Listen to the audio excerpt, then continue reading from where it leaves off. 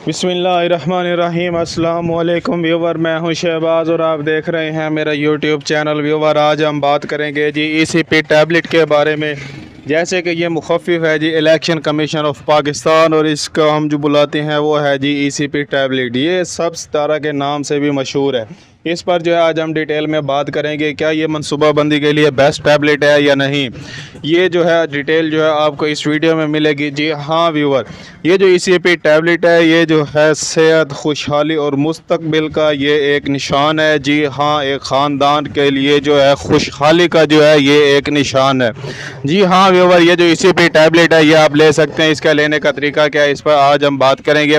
ये जो ECP tablet है ये इस्तेमाल की जाती है जी हम बिस्तरी के बाद, यानी कि बच्चा ना हो, यानी कि हम बिस्तरी तो हम कर लेते हैं मगर जो है हम चाहते हैं कि अभी बेबी जो है ना हो, वो जो है चंद सालों बाद जो हो, या फिर हम जो है बेबी